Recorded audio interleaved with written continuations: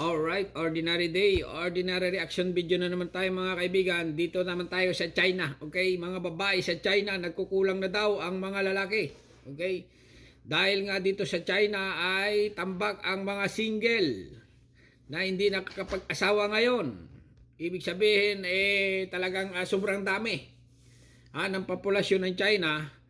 Ang mga babae doon ay naghahanap na ng mga mapapangasawa nila, okay? Ito pa ang kalakaran dito daw sa China mga kaibigan. 1:50 ang kalakaran. Isang lalaki, 50 na babae. Ito na mga kaibigan. Reaction video tayo I'm 33 years old. Okay, 我今年33岁没结婚，不是不结婚啊。 I'm 33 years old and still not married. It's not that I don't want to get married, it's just that I can't find anyone. The situation for women like me, older, still single, is really tough. I don't need a car, a house, or a dowry. I would even offer 30 or 50,000 yuan to help, but still, no one is interested. At this point, I'm convinced I'll just grow old alone. Is it really this bad for older women in China?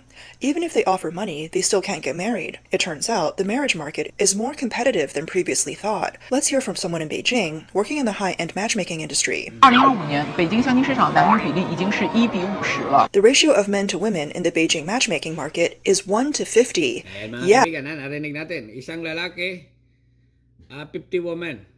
Oh my God, sobrang dami nila mga kaibigan. Ito ay love dating ito mga kaibigan. Itong reaction natin tungkol ito sa babae. Wala itong ibang lahok na politics mga kaibigan or kahit ano-ano, okay? Ito lang ay love making or yun na nga, pag-ibig. Okay? Yes, you heard that right. One man for every 50 woman. Sobrang dami naman. Grabe. Continue lang continue lang. Yeah, you heard that right. One man for every 50 women. Last year, many people told me the ratio was 1 to 9. But with my experience working in top-tier markets, I knew that couldn't be true. It's clear that the number of women is growing, and for every man that comes in, he's almost guaranteed to find a match. Women are lining up. Sure enough, when the data came out, I was shocked. Just in my Beijing office, for every 40 women who come in, only one man shows up. Ganon.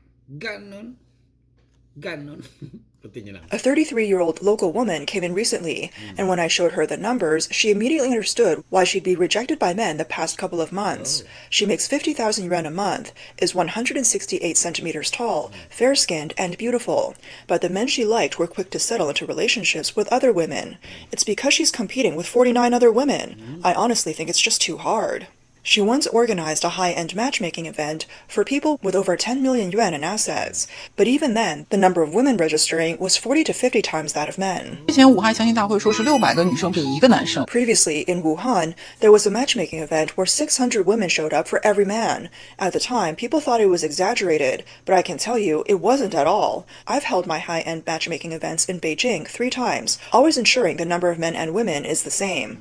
This time, we had 15 men and 15 women. But do you want to know the registration numbers? Every time, at least 600 to 700 women sign up, while men only number 10 or 20. Wow, ganon. Ibig sabihin, kasi nga dito mga kaibigan sa China, ay usong-uso dito yung matchmaking. Yung pupunta ka sa isang lugar. Kaya lang, nakaregister daw sila. Ayun sabi nito. 600 na babae ang nakaregister, pero 10 lang yung lalaki nagpa-register. Ganon. Sobrang dami mga kaibigan baliktad ito sa ibang lugar. Okay? Sa ibang bansa, mga kaibigan. Kasi nga sa China, ito madami talaga ang single. Samantalang sa India, sobrang daming mga lalaki baliktad doon. Siguro sa isang baliktad sa isang babae sa India, siguro 100 naman. Ganon. Pero dito sa China mga kaibigan, ayun na nga, 600 babae. 10 lalaki lang nagpa-register. Nako, ginto mga kaibigan Ginto. Continue lang Ginto ang lalaki. This time, it's the highest number of men registering, and those are the real numbers. Now, if the gender ratio in the high-end matchmaking market is already alarming, how bad is it for regular matchmaking events? 朋友们，你们听说了吗？北京相亲大会上居然没有一个男生去。 Have you heard about the matchmaking event in Beijing where no men showed up? Can you believe it? I heard Walang lalaki nagsipot. Daming babae. I hear it was all single woman attending and many of the women were really upset. Ito mga kaibigan, ang kalakaran sa China, bali-balita lang. Pag iyong ang tinatawag na leftover, yung mga nagkaasawa na, naghiwalay, leftover ang tawag nila dyan. Ibig sabihin, magkasama dati, bago naghiwalay, may anak, leftover ang tawag dyan, wala na magka-interest sa kanyang lalaki doon. O kahit ikaw ay maganda or mayaman pa, ayan na nga sila, mga kaibigan, Sa China ngayon, yung mga babae na nag-u-offer, kung ikaw ay walang trabaho na lalaki, okay lang sa kanila. It was all single women attending, and many of the women were really upset. Many people online are wondering, why don't the men go to matchmaking events anymore? Don't they want to get married? If Beijing's matchmaking event was shocking, Shanghai's market is taking it to a new level. At the Shanghai matchmaking corner, it's not unusual for 9 women to compete for 1 man. Last year, Hangzhou held a similar event with hundreds of women and almost no men. In Wuhan, Oh my gulay, anak ni Janice, kung ganito kagaganda mga babae na ito, ay Diyos ko. Ibig sabihin, walang nagka-interest na sa kanila na ngayon. Sobrang dami. Meron man, kung ikaw ay lalaki, pumunta ka ng ginto ka na pag-agawan ka doon. Baka ubaran ka doon, Continue lang. the situation was even worse. Men could attend for free, but women had to pay a 3,800 yuan entrance fee. But guess Nagbabayad pa sila. Nagbabayad pa mga babae. what? The men still didn't come. Just like the earlier question, do men really not want to get married? A user gave a sharp analysis. 有钱有能力的男人不缺 Rich and capable men don't lack for option. 对象， Rich and capable men don't lack for options, but men without money or ability, even if they go, it's a waste of time, so no one will be interested. Ganon. Some people say that at matchmaking events, rich people get targeted, while those with average conditions only end up humiliating themselves, so why bother? Others directly say that men realize they don't need women. They can't spend their money fast enough. This comment resonated with many. Ay, kaya pala. Ngayon intindihan ko na. Okay, sige. Continue lang. In fact, older single women have already become a common phenomenon in Chinese society. All across the country, people are wondering why the matchmaking market has become such a tough battleground for women. 郑州也沦陷了啊！ In Zhengzhou, the situation is dire. Sige, nagiging kalakaran nung araw. Nung araw yan, mga kaibigan. Naghanap sila ng mga mayayaman. Ayan, umayaw yung mga lalaki. Nag-asawahan ng mga Pinay, ang iba. Vietnamese. Thailander. Yung mga lalaki, kasi nga, matchmaking. Nung araw siguro, naghanap ng mga mapipira itong mga babae nito. Ay, mga lalaki, hindi naman makaprovide ng maraming pira, di ba? Kaya ngayon, iba na. Iba na ang panahon ngayon. The matchmaking market there has become a nightmare for women looking for a partner. Don't just look at the online statistics, like how there are over 30 million more men than women. It's not that the data is inaccurate, it's that the matchmaking market has its own algorithm. In Zhengzhou's matchmaking market, the ratio of men to women is as high as 1 to 43. That's a conservative estimate. It's probably even worse. These men, knowing that they're short, poor, and unattractive, lack a house or car, don't even bother coming to matchmaking events. They know no one will look at them. They joke about themselves, saying, poor, ugly, 1.49 meters tall, how dare I waste my family's time? But women are different. They think they can still find someone with good conditions, no matter what their own personal situation is. As a result, thousands of older single women are in Zhengzhou's matchmaking event, picking and choosing. If things don't change, they'll all end up alone. 洛阳市河滨公园的相亲角，在这里呢，剩女一大堆。 In Guiyang's Riverside Park, the Filter, Ito mga kaibigan, ng mga Chinese, karamihan dyan ng mga nila nakapilter kasi nga matatanda na sila. Matatanda na, kaya nga leftover dami sa kanilang leftover, ng mga hiwalay sa asawa, kaya yung kanilang application, pinipilter nila mukha nila sa mga social media para sila ay makahanap ng magandang lalaki. Okay, continue lang. matchmaking corner is packed with older single women. Women aged 22 to 28 are highly sought after, while those over 35 with a car and house are ignored. There are far more women than men. Many of these older single women are already more realistic. Some don't even want a dowry and are willing to offer a car and house.